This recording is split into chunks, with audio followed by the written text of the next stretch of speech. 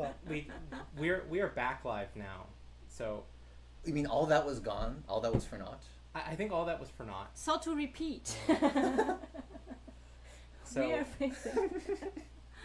Hello. Hopefully it's back now. Good. So because we are now live. Hello.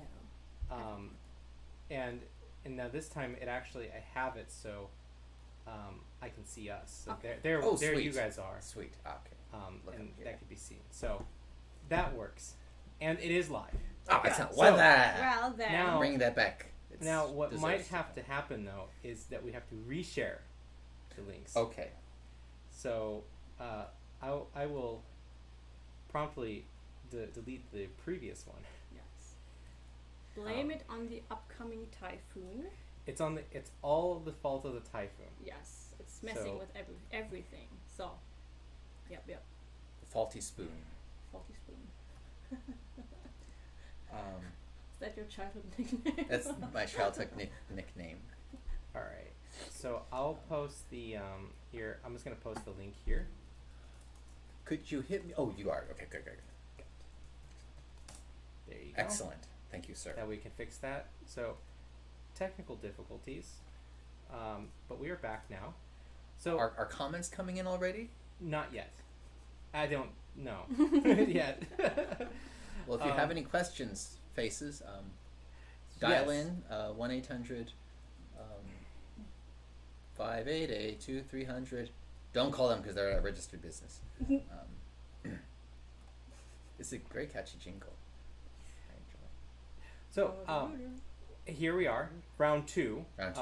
of this, and Of the round table. of the round round table, which is actually in fact round. Yes. we So happy to have both Kyle and Sue here, shamisen extraordinaires, and well, can you introduce yourselves? Round two. Round two. Yes, one more time. This is more rehearsed. Kyle Abbott, raised and born in Santa Cruz, California, inside of my own home. I mean, not my own home because I didn't. It's my parents' home, but I was born there. Happy to be there too. I've been doing the shamisen for 20 years, which means I am 21 years old. Still got it, still fresh face. And yeah, it's every year gets better and better. More insights have come, and more importantly, realize how things just aren't as important as they once seemed earlier on. Cynical, maybe? Profound. Profoundly.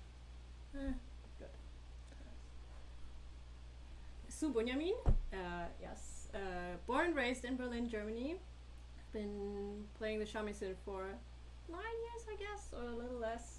On and off. No, not on and off. But yes, I've been trained in classical violin playing before that and studied musicology background. Yes. And I teach a little shamisen too, and it's amazing what you learn from teaching. It's really great. So I've learned a lot. So I hope to share some stuff. Hopefully. I should add background. My background is in bluegrass, old time stuff. So mandolin, banjo, little fiddle, very little. My first email address was fiddlefella@hotmail.com, because I was really into fiddle at the time before shamisen, and then I got into shamisen, but I never changed my handle. Yeah, Interesting. I kept YouTube all my videos, all my shamisen, learn to play shamisen videos. My handle was fiddlefella for so long. Didn't have like Tsugaru K or whatever, because I'm not about that. And I'm Sean. You're on my channel, so I'm presuming that you know who I am. So, but thank you guys for both being here. I didn't know that you had a violin background. That's very interesting. I do too, as well. I did classical violin and viola. I worked with operas and chamber music and stuff like that. So Oh, great. it's interesting. I knew that you did fiddle. Very little, very Yeah, little. a little squishy scratch. Squishy scratch. Yeah, Held down here. yeah. A true bracha, from the arm, right? Bracha being branch. From arm. Oh, from Yeah. arm, yeah. Yeah. Yes, Like viola de brace, like that. Is that how it was Yeah. played? Yeah, it used to be played like interesting. that classically, like before Baroque era. And viola is called Bratsche in German. Yes. That's the German name for viola. Interesting. Yeah. Bratsche. Interesting. Back in the old time players, they would just hold it. Most of them, not all, but would just hold in the arm because it's easier to do down here than the Appalachian, that kind of thing. Because there used to be no chin rest on the violin, though, and so even Baroque players, they didn't hold the instrument there. They weren't shifting around in a lot of positions. Most things were all done in that one position. Oh, interesting. And conductors used to slam a big pole on the ground to keep beat. So I like music has changed a lot since that time. I like that. So Bring it back. Bring back the classics. Bring back the classics. Corelli was a famous composer and conductor who did that, and I believe he was the one who actually hit the pole against his foot, caused gangrene, and he died. Oh. Oh, So, what? Yeah, Wow. it's a one way to go. There's a book that actually describes all the weird ways that composers have died in history. Oh, completely. And I think it's by C.P.E. Bach, who wrote the book. Peter Schiffley wrote that book. Oh. So Sounds like a good Christmas present. it's a great Yeah. Christmas Yeah. present. I'll Yeah. look it up. So, can you tell us a little bit how both of you got into Japanese music in the first place? What was your introduction to it, and what was the thing that made you go, yeah, I'm going to pursue this, and I'm going to go down this traditional Japanese music route? Very good. Well, I think I heard shamisen in just like in movies and such as background music, fill instrument, and I just liked the sound of it. And as a violin player, I thought like, well, it's a stringed instrument. How can it be? Or it would be interesting to do it. And I had some issues with my hands, so I had to stop playing the violin. And I was craving for something else, so I picked up the shamisen instead. And yeah, I fell in love with it right away. It's just so much fun to play. And did you think that it was going to bring you to like a professional career that you would No. be? Yeah, not at all. Not at all. No. Yeah, no. that was very similar for me as well. And how about you? How did you first get involved with shamisen? Well, Sean, I started. My father, who you know and met, had Yes. many whiskey with. In the late '60s, early '70s, he lived in Japan and was studying Shakuhachi with Goro Yamaguchi, and still alive. My dad. Growing up, he played Shakuhachi, and part of our homeschooling, we were learning to play too. And it was like age 12, I could finally make a sound. It's not easy to make a sound, those things, at least for me, because and then once I could, we were given. My dad gave us, my brother and I, cassettes, cassette tapes to learn. It's like sankyoku pieces, and on there, of course, we heard the sound of koto and shamisen. And I was really fascinated with the sound of koto, and I wanted to learn that, really. And my dad said, well, because, Kyle, you're already doing banjo, why not try shamisen? Because that's basically the same thing. And a friend of ours, Monty Levinson, shout out, their kids were going to UCSC, close to where we live, visiting regularly to drop them off and such. His wife, Kayo, had a shamisen she wasn't using, so next time they brought their kids, she just brought the shamisen and said, borrow it for a while. So kind of together, and we had no lessons. So like the bachi, normally you wrap it, the pinky on the other side of the handle. We just gripped it like this and bang, bang, bang. The old monkey hand. The old monkey hand. And although, we could say we didn't have technique, or thus bad technique, we were still getting experience. So later, like 2 years later, I met Kevin Metz, who's kind of one of the first professional foreigner or half Japanese shamisen players, playing. He was living in Santa Cruz, so I took some lessons with him, and my technique got more official, or correct. But just having that, any kind of experience, handling it, that still helped me get more. I was still somewhat in the path. It wasn't like I was going in the exact wrong direction of holding the shamisen upside down. It was like, if this is optimal, I was like here. And then he brought me to here, and his technique wasn't so good at that time because he had just started pretty much. So then over the 20 years, it got more closer to that point. So yes, that's how I got started, just with my dad's recommended suggestion. But at that I was 13 when I started, so I didn't really have any aspirations at all. If anything, like 15, I got into doing karate, and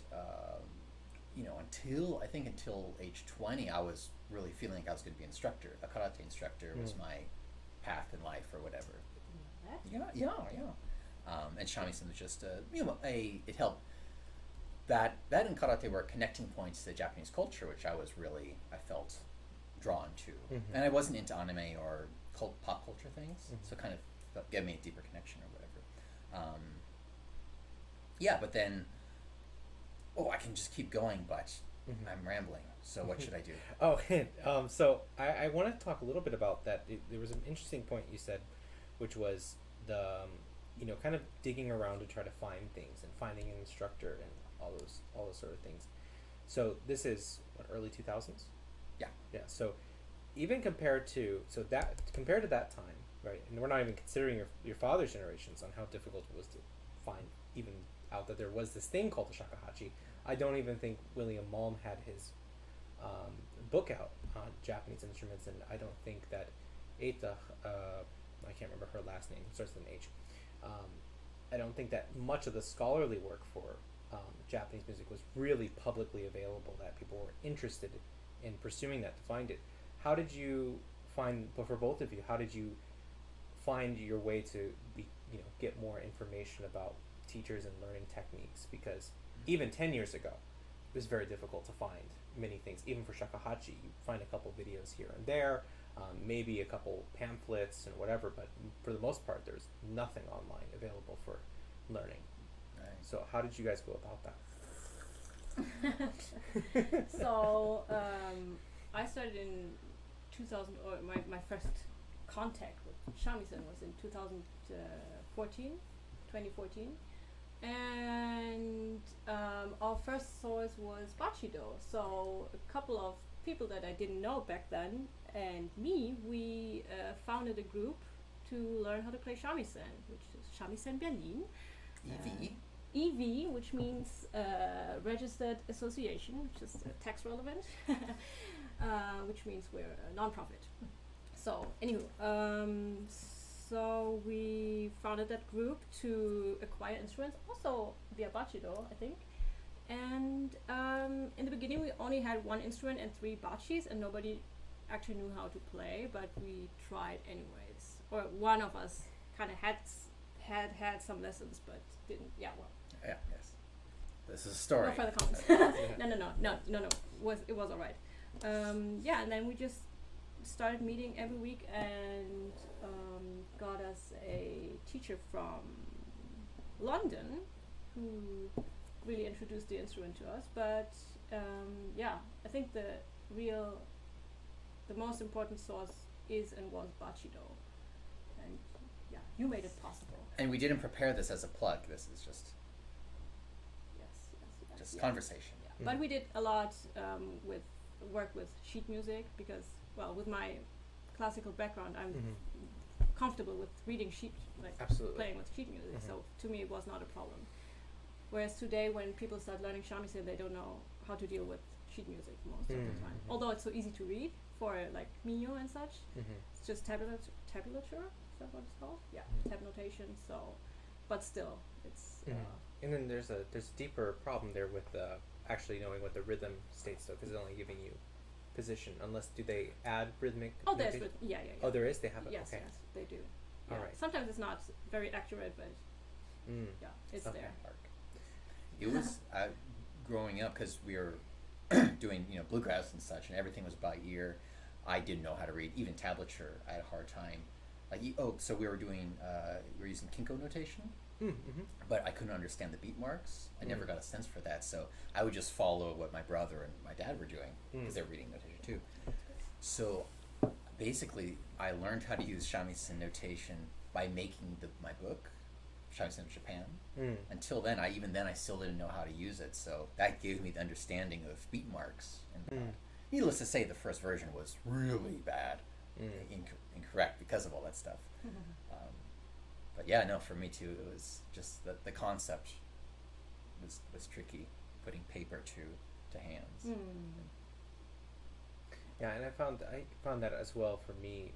It was very difficult to even find like the right fingering charts as well because there's so many different schools and notation systems, and where you can use the full whole system, you use the Tozan system, the Kinko system, and then there, of course there's other secondary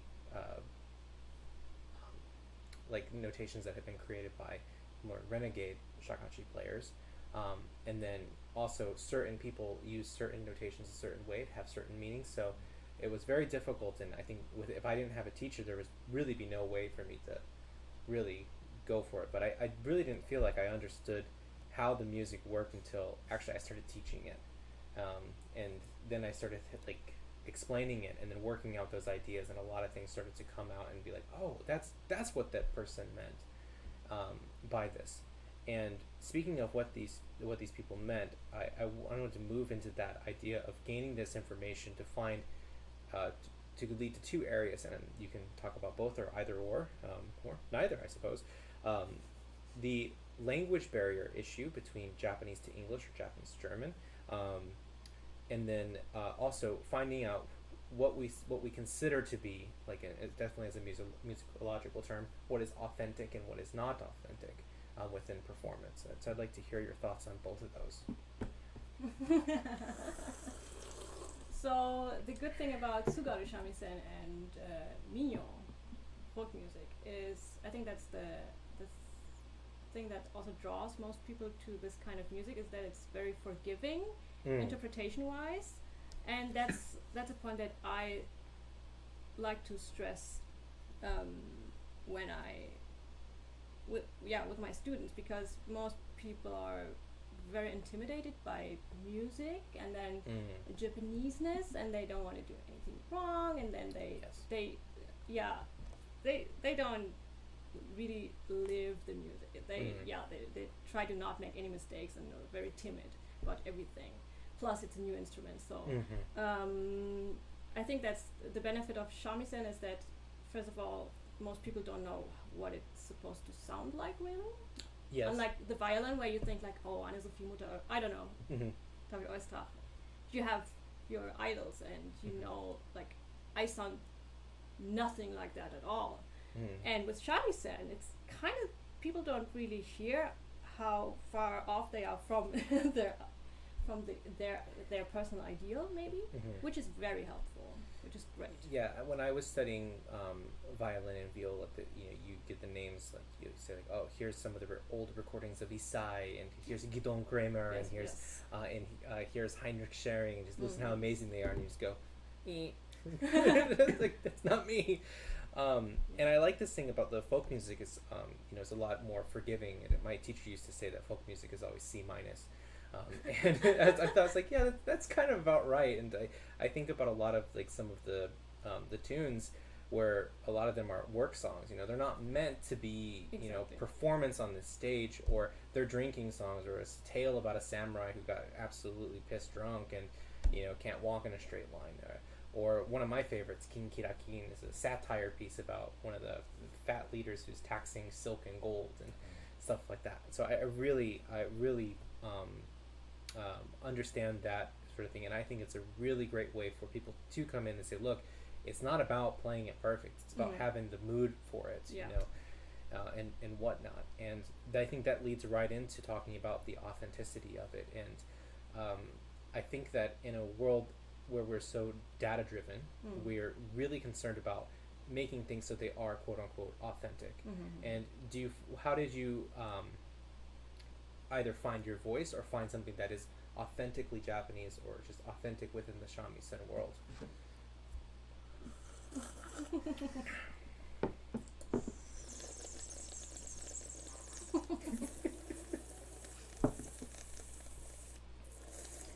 It's got to aerate the tea. Really changes the flavor. Well, take your time. Sorry, what's the question? Authenticity. Oh, goodness. Briefly, because I thought she was moving. Finding authenticity? Yeah. more about like just discovering what is like either your individual voice within shamisen or what you would actually find as like authentic, and this is a Japanese way of playing, or this is a non-Japanese way of playing. Yes, that's something that recently I've been thinking about, because it's going to be kind of a part of the FAQ, a new episode. Especially in the beginning, because I was so drawn to. I mean, let's see. At that age, 13, 15, whatever, I was looking for something conservative, as it were, like something with rules, something with structure. Because, like Kevin and such, they would do improvised things or their modern compositions. It's like, I don't want any of that. I just want to do something authentic. I was looking for authenticity. But, so, yes, then I guess in a way I was copying, using YouTube and such to find pro players, copy their technique as best as I could, which is great. I mean, that itself in the beginning especially is invaluable. The whole aspect of mimicry, just gleaning anything you can visually, from other players, just to, and then over time, as you get experience, more things you didn't see from your observations becomes visible, like little elements like the hand moving here. In the first year, maybe you never noticed, but you noticed something here that you could bring into your own playing. And then year 2 or 3 is like, oh, look at that, and look how they're moving that there, and then the body is capable of doing it because it has enough comfort with the instrument. Gears. So yeah, I guess earlier on it was the search for authenticity and using Japanese players or whatever to copy to get that authentic image. However, now I'm realizing more that how I sound, how I play, the things that I feel most comfortable with, isn't what other players do or are. But then I see, that's what makes every player out there, like Asano Sho, Reigen Fuji, Masaru Nita, they all have very unique sound, tonal qualities. And that's just based on their own personalities, their hands, how their shamisen are set up. Kevin, Mike, they're all very unique sounds where you can just recognize them by the audio. And it's like, so for me, it's like realizing that's authenticity, because it's coming from them. Their personality is coming through their instrument. So it's their authentic self, not like a blanket objective, like this is authenticity, you have to sound like this. For the Tsugaru world, I would say this is more like, this is the authenticity, you have to sound like this. And not like you force yourself to, it just happens. When the comfort is there, when the skill is there, it'll just happen. You look back and think, oh yeah, that's how I got here. Yeah, I think individuality is, for Tsugaru shamisen, is very important, and that's what makes it so appealing and modern, and makes it fit with everything. Well, not everything, but that you have some basic rules maybe, but the key is, or the main point where you want to arrive at, is that you make it your own. Like, feel free and express yourself through it. And not be afraid of breaking rules, which is different in other genres. Shamisen for sure, where you kind of have to stick to that, and then, or using the pinky, things like that. Like, can't use your pinky, but for Tsugaru shamisen, whatever. Yeah, exactly. Yeah. Yeah, and there's a much, it's, I've had students who've said that they're interested in shamisen before, and they say, well, which one? Because there's the nagauta, or the no style of playing, is so much different than Tsugaru shamisen, or even just other sort of, like the geisha style of playing shamisen with kouta. And there's also gradations of what is permissible and what's not permissible. And this also works within the Shakuhachi world. For me, the songkyoku is always a lot more rigid and much more, these are the notes you have to play, and the rhythms. And it's not about you; it's about the lyrics that are being sung on it. So you're a backup dancer for this piece. Unlike in some of, especially the way that Watazumi taught his pieces, it's you gotta find your own voice within inside it, and adding a few notes is really not a big issue at all. And from what I hear, and being ignorant of how actually Tsugaru Jamisen works, there's a lot of added notes in things, and a lot of freedom within the solos, especially in a lot of those licks. Now, are these licks set phrases, or are they things that you can actually create yourself and compose freely and improvisatory, or is it a combination of many things? I suppose, I assume you're probably talking about kyokubiki things, which is the like Tsugaru Jonkara kyokubiki, the improvisational. Yes. Not the utatsuke. Yeah, not the actual like minyo piece itself. Right.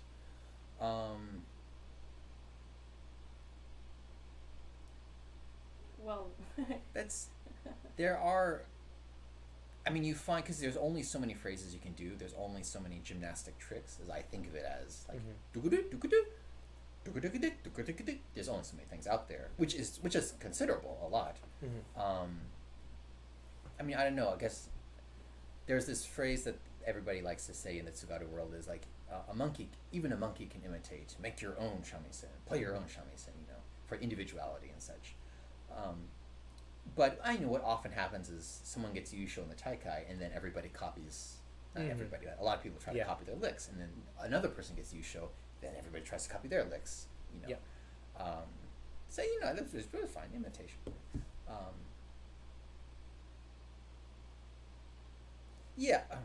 I mean, okay. I guess put it this way. At least for taikai and such, it's like there is a structure to the piece you have to follow, but within that there is some gray area where you can have embellishments and flourishes. Go too far, then it's going outside of get docked for. Of course, that's going to taikai zone. Yeah, taikai is I think a special, an exception in a way, because you're very restricted, because you want to get points from the judges, so you make it the way that you think the judges will approve. Yeah. Whereas when you just play for fun or for your friends, you would play something else. I mean, I'm not experienced in that. No, that's true. That's true. Then it definitely doesn't matter. Yeah, but of course there are phrases. Otherwise, you have to still recognize the piece as the piece. And in the beginning, I had huge trouble, like listening to different versions of Jonkarabushi. I thought, like, this is what? Why is this the same song? Like, how do they overlap? So there's a wide range of stuff you can do. And I think, coming up with new phrases is kind of the challenge, that you find something that nobody else did before you, and don't overdo it. So it's still a song, and just insert it elegantly. So it's like, oh my God, did you hear that? What was that? Like, oh, this is so cool. Yeah. So that's the kind of stuff. Yeah. I just remembered something. I think it was in 2010 in Misawa. Kevin, we visited a love hotel called Hotel America. There's a friend of his who's a shamisen player, Tsugaru shamisen player. So we brought our shamisen to show him because we're going to the taikai. So I played my Jonkarabushi, and he liked it and said, here's some ideas for you. Like, you could slow down. Like your speed is very consistent. Try flowing, like going slower, then going faster, then have a break, like stop, and then go back into it. Which, that's great dynamics and such. So cool. So for, I guess, 10 years or so, I was always doing my Jonkarabushi or Kyokubiki that way. And then I was preparing, jump ahead to 2019, playing in the AQ at the Taikai, and I was staying at Negan Fuji's house, who's champion and the Taikai champion. And I was playing my piece. As he was on this computer, I was banging away. And then he turned around, and he said, is that the way you're going to play the taikai? I said, yeah. And he said, your speed, it's going, you have to be consistent as possible. I was like, really? So then, I've got like 3 days to just, after 9 years of having this slow down every time here and this break every time. Okay, tighten it up as fast as you can. Interesting. So I prefer definitely, like, the limitations, that is all limiting, like setting to whatever the judges say, but it does help create a sense of structure in your playing and approaches to pieces in general, but that's been the one thing I found to be very different from the Western world, studying viola, especially at the university level, is that in general most of the teachers agree upon technique and approaches to pieces. What is the standards, especially when it comes to orchestral rep, and even in a lot of times in the solo music. But in the Japanese world, it's you can get drastic answers from every single person. So you ask about one technique for 10 people and you get 12 answers, and it's very interesting. And so how experiencing that, how do you bring that to your classroom when you teach your students?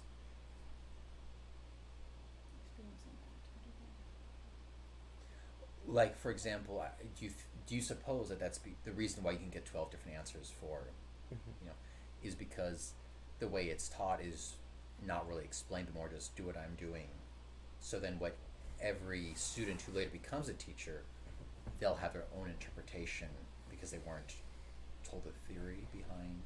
I think Or that there's no standards? yeah, there's not a system, like there's not really a systematic approach when it seems to be in a lot of classical music as it is performed today in Japan. Like when you look at like some of the old manuals for playing, it's actually quite interesting. Is that it actually devolves over time. The earliest manuals are very very precise on some instruments, and as it goes on, some instruments fall away. As you can see, they're becoming less popular, so then it just goes into obscurity. In other places, they just stay the same throughout. But in places where they kind of have dips and they come back up, they rise and fall in their popularity, you start noticing branches of multiple different ways of approaching the instrument. In the violin world, for example, we have the German approach and the Russian approach, especially with bow holds. And this happens a lot with especially contrabass. They have French bow hold and German bow hold and approaches, and they're so diametrically opposed. But those sort of things don't seem to happen as frequently in the West as it does in Japan. So even like you were saying, like, oh, ebb and flow in this entire piece, and then someone else comes along and goes, no, actually it's completely strict, where it's so different, and it's not just like a bow hold, this is a musical approach, completely different. And also interesting too is a lot of minyo has the bounce, right? The karuku hatsumu or stuff, right? You get the ba ba ba ba ba, and then some people say, well, that it actually always hasn't been like that. That's actually an innovation.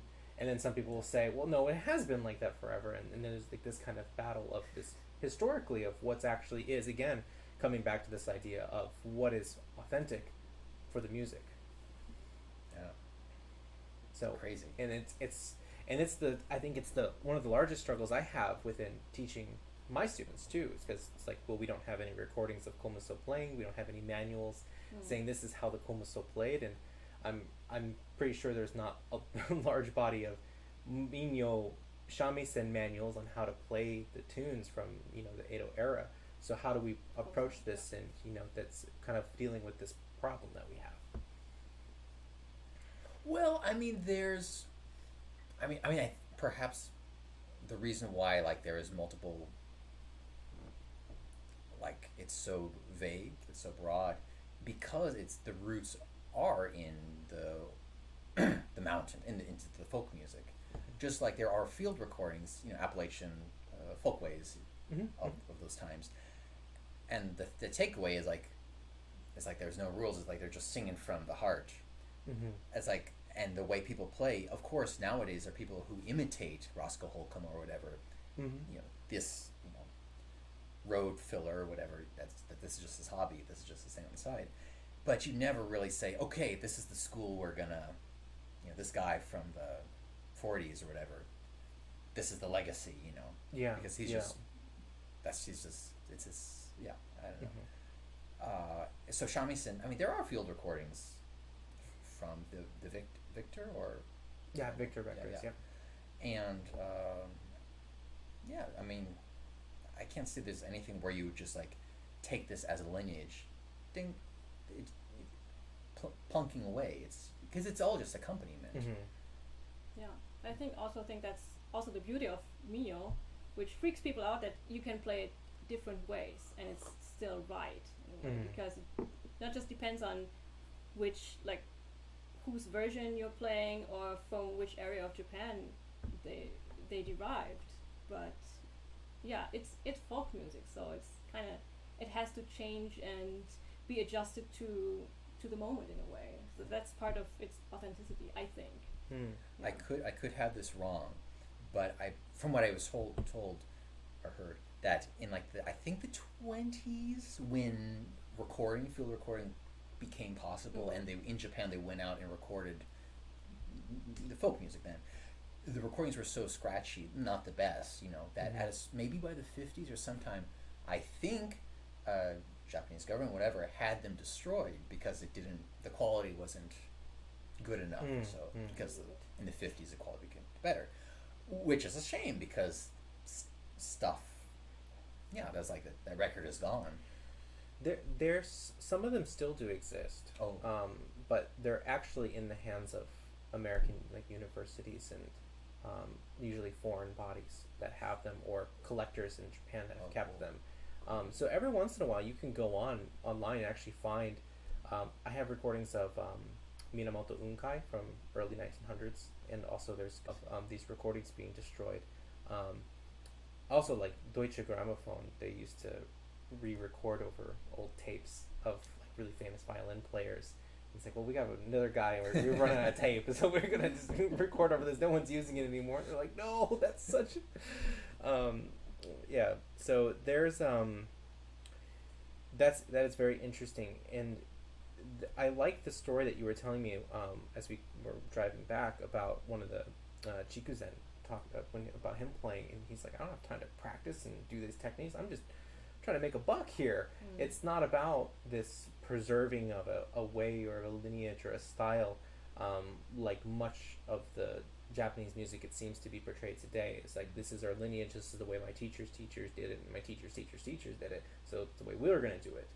That seems to be more of a and of course we're also talking about different sorts of art forms, like the gagaku is not shakuhachi, and shakuhachi is not shamisen, and they're all respectively they have their own kind of universe that they dwell in. But interestingly, for the Tsugaru Jamisen world, is that it's not about preserving exactly what this guy did, but rather preserving what he did in this sort of way, but not to the exact copy. And I hope that makes sense what I'm saying, but it's like the approach of being free into the music is what is being continued, rather than this exact phrase and this exact methodology of playing. Yeah. And so that, for me, like there are ways in, for example, the Shakuhachi world, when we teach, there are like objectives, like this is how we do this technique, these are the rhythms, and so on and so forth. And then there's the intangible portion, which is very difficult to teach, which I think is actually finding that authentic voice. And that's kind of the area I want to go in with, how we go about teaching that when there isn't the manual for it, there isn't really a clear way to express it. And so how do we approach that as teachers of this music to people who are not only separated by language, but separated by distance and culture? So 3 major barriers blocking them from understanding what is authentic in that kind of sense. For shamisen specifically, this might tie from another conversation we had in the car, which was, with the Tsugaru, one of the misinformation or the misunderstandings is, that it's an old, ancient, traditional art, being hundreds of years old or whatever. So it's how the masters did it or such. But in actuality, while the roots go back mid 1800s, the Tsugaru Jamisen as we know it really started in the 1960s, 1970s. And the reason why that is when Japan had its, you can speak more onto this, but the resurgence of the kind of nationalistic boom or whatever, like having people return to the Furusato kind of feeling. And Chikuzen Takahashi, one of the only blind shamisen players at the time, he was like what would you say? Role model? Who said that? Someone said an icon or maybe. I guess role model of, this is of the time, of the before times, as it were. So he became famous because of that. And then surf guitar players in Tokyo who were from Tsugaru region, they were seeing their homeland become popular in this guy Chikazan Takashi. So then maybe they still play guitar, but you could say they threw down their guitars and picked up the shamisen. And naturally, truly naturally, the phrases, their favorite phrases or whatever, from surf guitar music, made its way into how they play shamisen, tsugaru shamisen, because at this point it was coined as a style of playing tsugaru shamisen. But there was like direct influence from surf guitar. Even Shikazan Takashi, in his memoir, has said that he could get, from his radio, he heard rock and blues and all that, and that influenced how he played shamisen. So yeah, with authenticity is like fusion is it's a creation of hearing multicultural elements.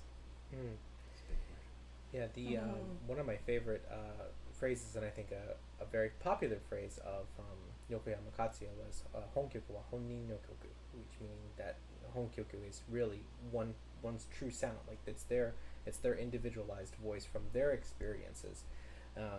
And for me, a lot of it is heavily nature driven, and so I like to add in sounds that I've heard on hikes and walks and fun moments that I've had with friends, and to imitate those sounds. But there's no historical basis for that whatsoever. There's no document that says, "Oh, this is how they played," or "They did this," or like my teacher didn't tell me, "Oh, we do it this way because it's supposed to sound like that bird," or whatever. None of that information exists. And that's a really scary zone for the student to say, can I do that? Am I allowed to do that? Well, there's not like the Shakuhachi police or the shamisen police, like waiting for you to do that. So they go, oh, there he did it, arrested, all right, he did it. Almost. Yeah. So, play a wrong note, jail. Play it on the wrong string, also jail. Ironically, in the bluegrass community, there are those people. Yes, that actually, I do know that, and they're very, very, I do know that actually, and I think I wouldn't really say that it has ever gotten to that extreme in the violin world, but there's definitely been shifts of how people approach certain pieces, where like they'll say like how people played Mozart in the 70s is nowhere near how they play it today. And you hear someone from the 70s play like Heinrich Schern, you listen to him play it, for the person who's not necessarily a string player, we go, oh, this is great and beautiful. And the modern violin player, he goes, no one would ever play it like this ever. And they're like, what's wrong with it? It's like, well, nothing, but we just don't play it like that. And that it's interesting though, because they're like, well, that's not, and they want to say authentic, but it's the way that was approached many years before. And to then how, if that's already been derived, or it has has gone into another derivation to something else, how far have we actually come from what is authentically galant music of Mozart? And that makes me wonder then, well, especially within a system that's not systematized at all, how far has the approach of Minyo on shamisen come from middle of Edo? How people were actually approaching it when they were traveling the streets and going to people's houses and bang bang bang bang bang bang bang, rice please, and then to the next place, and so on and so forth. Komoso, same thing, right? If you're playing for alms, it's not. Oh, did it freeze? No, that's just the poor internet. But okay. You see how you're pointing at it now? That's me. So Minyo is such, it's supposed to entertain. Yeah. So that's very different from other styles of music where it's really artsy and it has so taking that into consideration, of course it has a saying. The question of authenticity is in general really difficult because what means authenticity, right? And it's different from having playing it historically right is not the same as authentic, right? Because the one is time machine and the other one is more about the core that you think it might have, but it's just it's not tangible, so it's really really difficult to to answer that and to also find like what's the point in trying to be authentic or not what the point, but I think it's good to think about it and to dive deep into the music, but not to try and be too correct or something. It's a little. I mean, what came to mind was kimono culture, a hot topic. That nowadays what people see as the correct way to wear kimono is also very, very new. I think also 70s. I don't know when exactly, but a very new what do you call it? Invention, invented traditions. And there's even modern ways of wearing kimono that are so different that are much more comfortable. Yes, but I mean, looking at kimono was the only thing to wear back then. There was just, because it's the wear thing.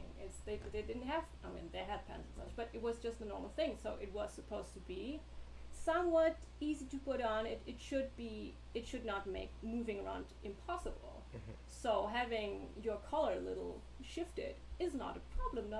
I'm sure that nobody cared, unless you're at a gala or something. Mm-hmm. But nowadays people are so super strict because they just think like, no, it has to be this way, and otherwise you're shaming Japanese culture and such. It's just like hyper focusing on we have to honor the culture, and otherwise you shouldn't do that, and you can't do that, and just somebody said that at some point and made a business of it, or founded a school and then taught people, but there's no core to it. It's just unreasonable. Finger snaps. Yes, finger snaps. Yes. Yeah, and there are kimono police in Japan, especially in Kyoto. This is a very common thing where the old ladies will come up and try to fix your kimonos in front of everybody else, and like almost shame them of like trying to wear young Japanese women trying to wear kimonos. Yeah. But even like again, like you were saying, this way of wearing kimono and tightening it this way is not actually how it was worn at all. The way that they're approaching it is like nobility, like specifically for high-end events and whatever.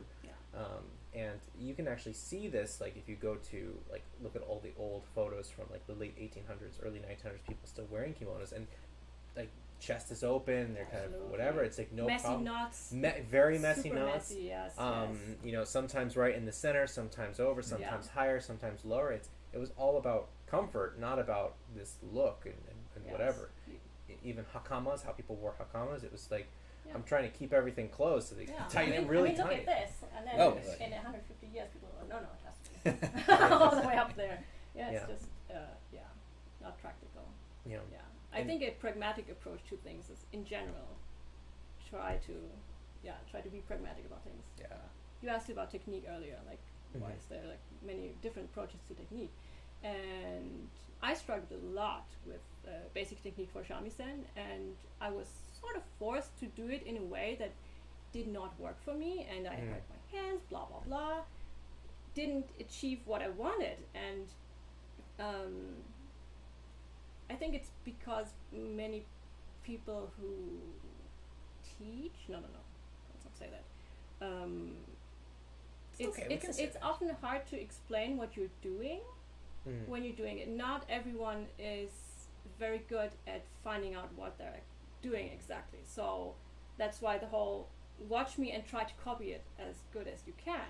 That's good, because then it's more about really trying to find out yourself, not having someone do like, okay, you have to put your thumb like this angle and this has to be like this, and if it hurts, it's just right.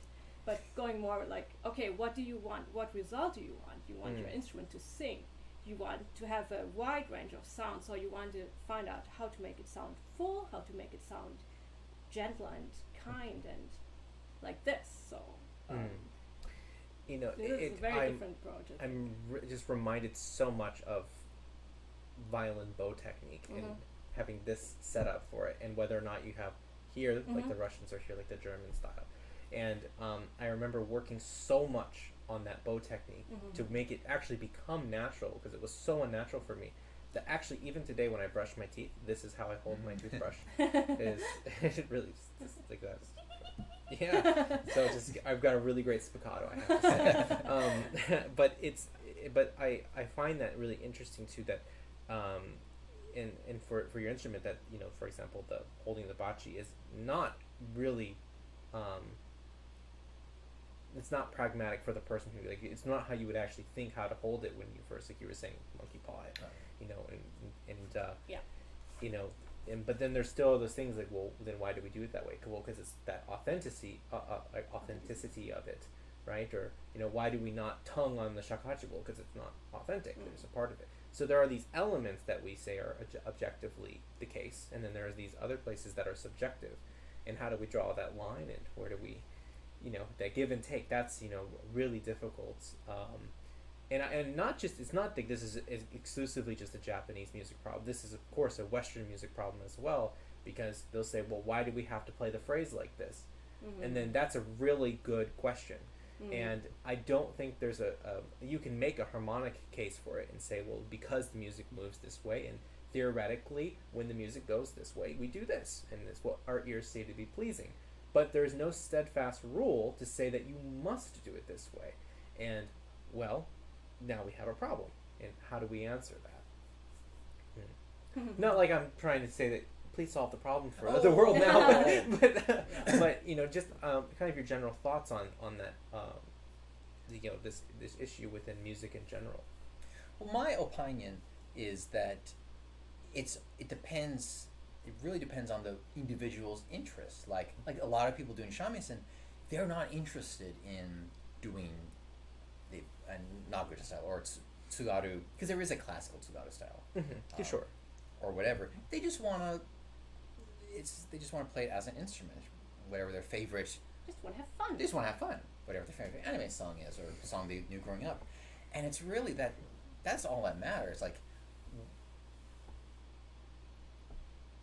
where the player gets is determined not on what rule they're placed under, but their own momentum, whatever their impetus to. Yeah. So, if they want to go for a classical sound, then naturally they will follow the rules or get the right bachi koma to get that sound.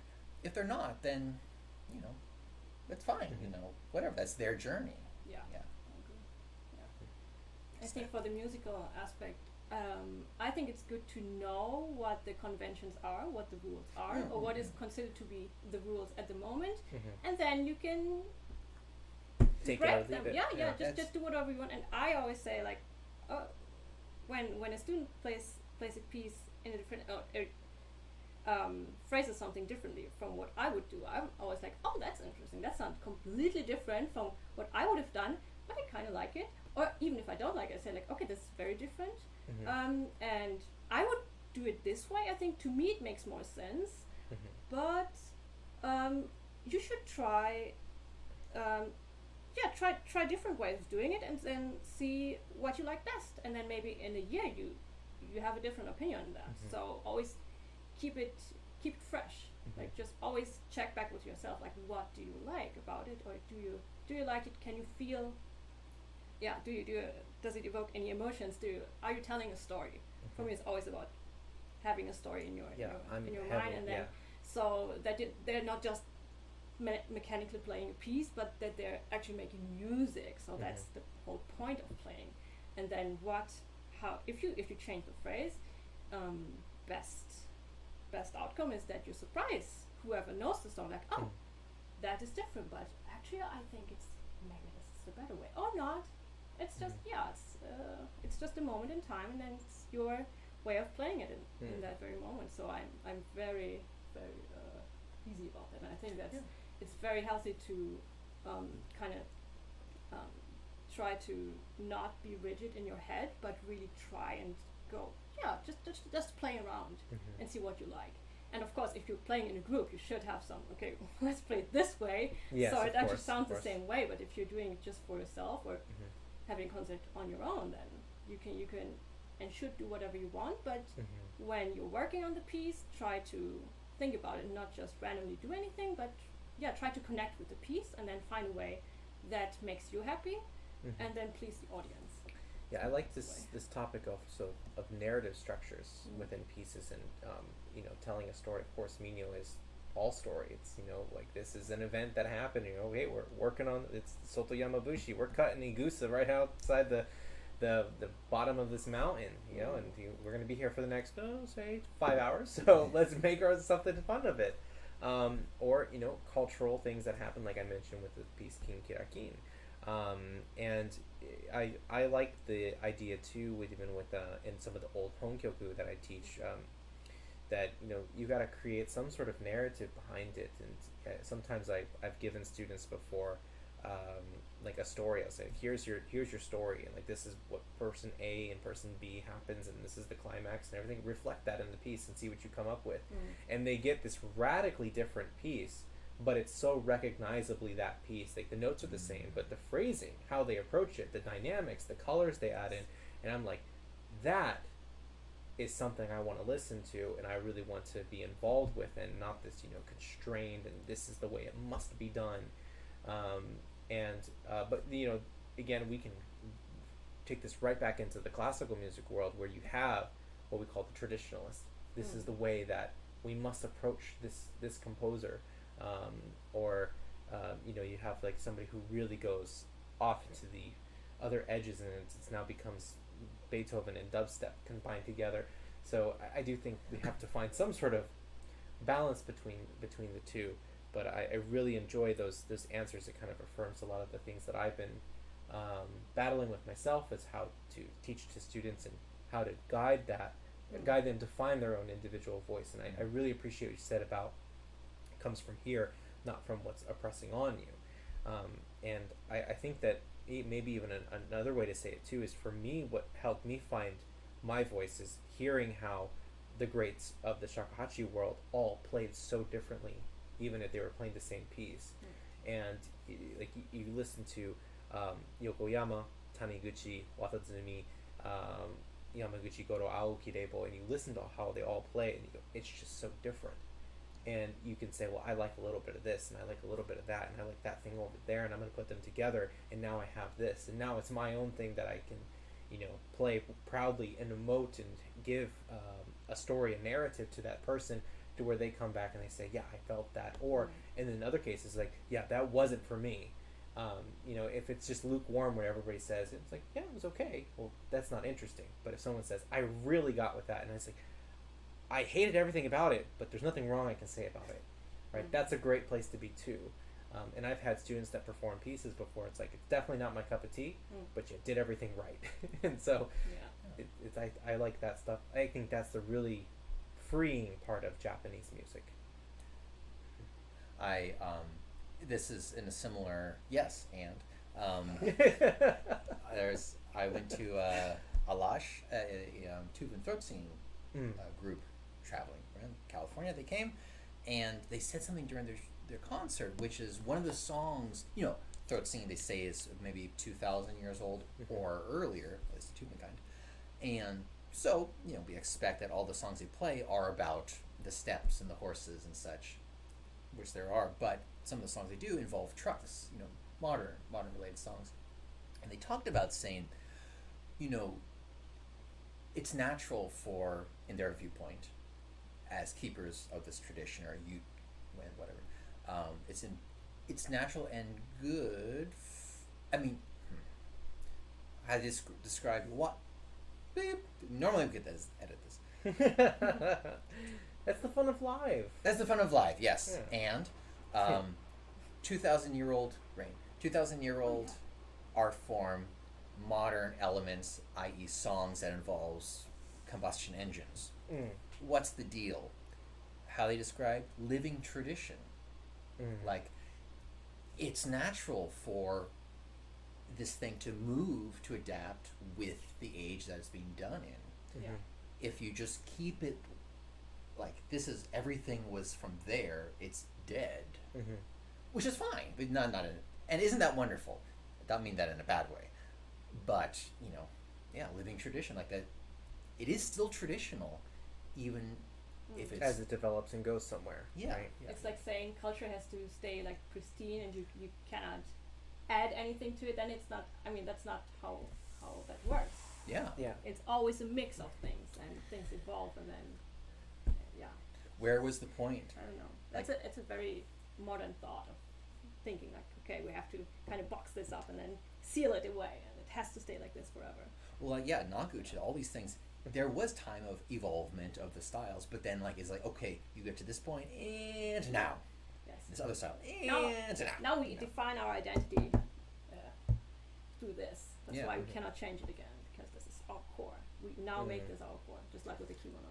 But Yeah. if it's very interesting, even to that word culture, is that it's a Latin word originally that comes from cultivation, meaning to take care of something, not to, thwart it. You like if you cultivate a plant, you want it to grow and expand and bear more fruit or bear more vegetables, not say, nope, 5 tomatoes, that's all you can do, 5, okay? No more, cut off any branches that are trying to give more vines that are giving more fruit, bap. Keep it 5. It almost kind of seems like in the extreme oppressive classicist view of traditional music, that it does seem to almost to kill it in that sort of sense, because you're pruning the music so much that the plant can no longer survive, the culture can no longer survive. But there, of course, plants thrive on pruning, but also grafting. And that's the whole entire thing I really like about this imagery of grafting of the surf guitar into that's a huge graft into the plant that bears so much more fruit afterwards into this beautiful style that has really quite flourished throughout the world. So absolutely good stuff there. Really, and I like that the throat singing idea there too, especially with about modern trucks and whatever. Also, composers who write for shakuhachi or these traditional Japanese instruments, mixing them with ensembles or just playing as a, traditional trio, but it's contemporary music. Katsutoshi Nagasawa wrote great pieces for all the Japanese instruments with Nipponia. Also with what's his name? I always forget his name. It's just absolutely awful because I played Shakuhachi player. Come to me. Miyata Koichiro, with a lot of his compositions for Shakuhachi and Koto, Shakuhachi solo, Shakuhachi and many other ensembles are absolutely fantastic, and I teach a lot of them to my students as well. And it's an expansion of the tradition continuing on into the future, and they're very hard, very very hard music that helps us be better at our instruments. So wonderful stuff. Yeah. Can easily put in a devil's advocate view when it relates to food, like Parmesan. I guess the reason why, after watching a video, the reason why it gets its flavors because in that region, I think the grasses have certain, maybe not proteins, but certain bacteria or whatever in it that when the cow eats, that's part of the reason it generates that very unique flavor from the milk of that. And then if it was done anywhere else, it just wouldn't have that unique, which of course then that gives the case of tradition for preserving that. So let's go that route quickly, because for example, in the shakuhachi there are modernly tuned flutes and towari flutes, and many of the old Edo flutes are actually quite thin, not thick, but myoan flutes are thick, and kimpo flutes are also tend to be kind of thick as well. But when talking about that tuning, there's a specific color that comes from having the chi very high, where you always have to play low, so now all the chis are darker. And now that color is lost because of the change of the instrument, right? And so there's something that is lost that could be very or highly desirable by many players, having the warmer tone spread throughout the instrument as well. So there are definitely arguments on both sides for it, and that's, I think, everything is always about balance. If we're trying to reenact something that's complete, it's gone.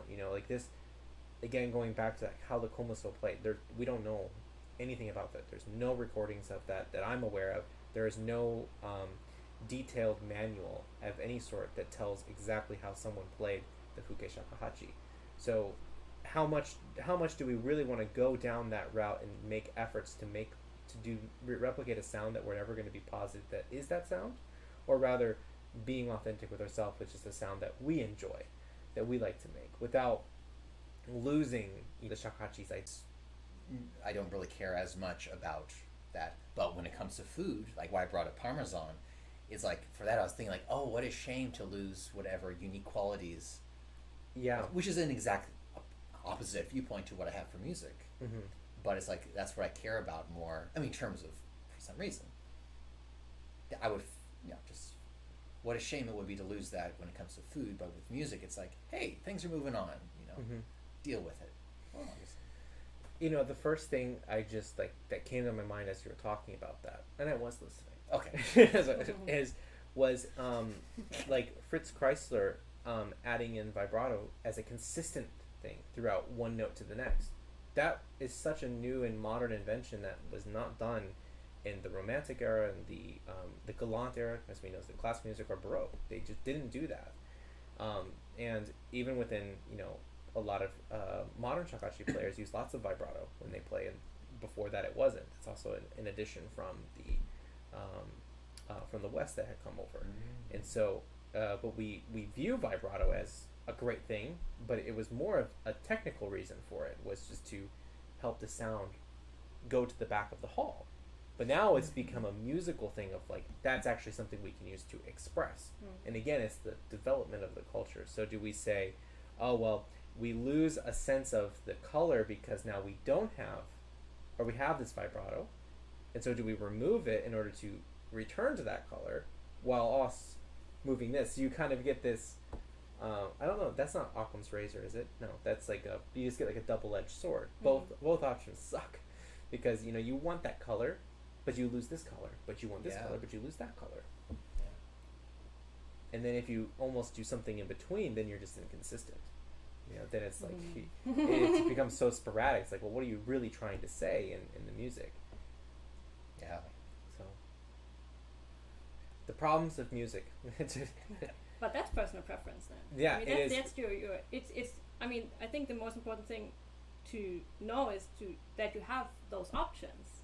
Yes, and I agree. Yeah, and then you choose, or you can choose.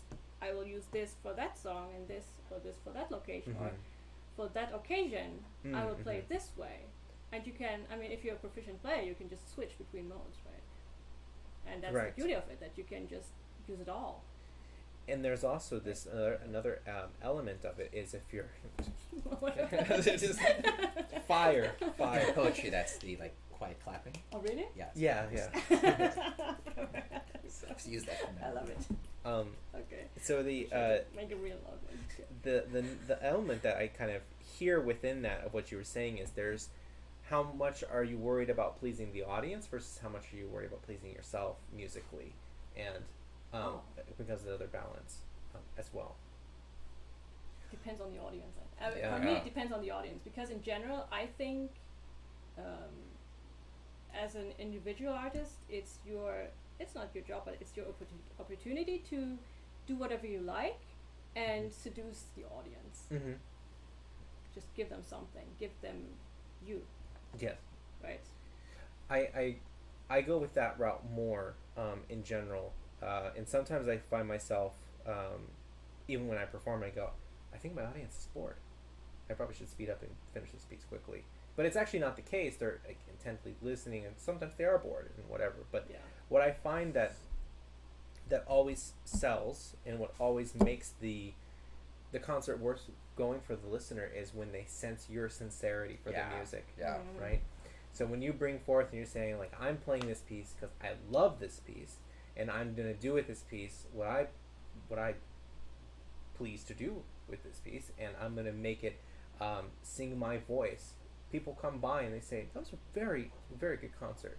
It's a very interesting interpretation of this piece or whatever. So that's really, my opinion, the beauty. That's the reason why you do music live, is for that energy, so you feel the life in there. Otherwise, you just listen to a recording. That's half the experience is the music. The other half is the person, the soul, the spirit. And when we play together at different things, people always come up because it's obvious we're having fun on stage. And and messing up. And messing, but it's it's less. But nobody cares. Yeah, because it's not important. Yeah. They see we're having fun and enjoying each other's company, and when people come up and say, that's what they notice. Like, oh, you can feel the love. You can feel the happiness, up there. Yeah. And I also think that because many people struggle with finding their own voice, they will just copy and do whatever they think is right, or try to play as like whatever they think is the best version of the piece, and they have no individuality. So if you have that, I think you kind of owe it to the audience to give them that, right? To show them that there's more to the piece than what everyone else hears, maybe. That's maybe a little too extreme, but yeah. And I usually, when I play something, I would say something about the piece beforehand. So if you say something about the technique, people will not necessarily understand it, but maybe just mentioning that there's different approaches or something, it always helps.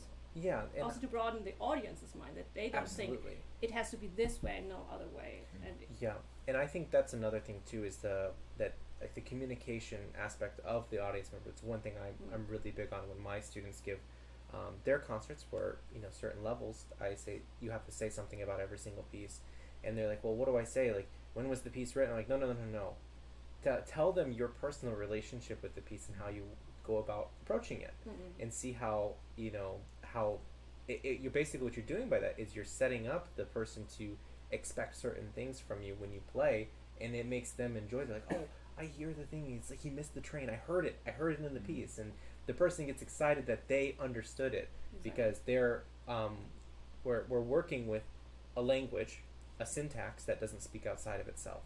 And then, so when someone understands what that syntax was trying to say to them, it's very exciting. Yes. So it's just like language acquisition. Whenever we learn a new language, of course, we've all learned languages now, and when we finally read a sentence of that other language, you go, I understand this. It's exciting. I think it's the same thing for when people are listening to the music. Yeah. So we've covered wonderful topics. Just to recap, the approaching the instruments, finding authenticity, which was a huge portion of it, and then performance practice on stage, and finding our authentic voice. And so I want to thank you for a really insightful conversation, and I've got a lot of things going in my mind now, so we could probably go for the next 6 hours, but shall we take a question from the audience? Let's see. I didn't ask for any questions, so it's been very quiet, but if there is any, for the people that are watching now, if you have any questions, please feel free to ask, and then we will answer those promptly. So, yes. Promptly.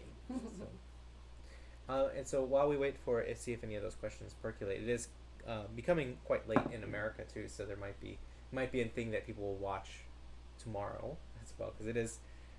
It's quite early, actually. Quite early, depending on where you are. American time? Oh, that wasn't American time, actually. Oh, it is late. You're right. Midnight. So, it is 12:18. So it was like 4. Whatever. It's 4 here. I mean 4 p.m. No, it's not. Yeah, 4 p.m. here. Yeah, it's 4 p.m. here. Yes, and it's 4 p.m. here. Coffee. It's 4 p.m. somewhere. Is this thing still on? Okay. All right. Good. Well, thank you so much for the conversation. I look forward to now our next part, where we're gonna do some recordings and playings and stuff. So we're gonna have some fun there. All right. Okay. Thank you, Sean. You're very welcome. And we are out in 3, 2, bye.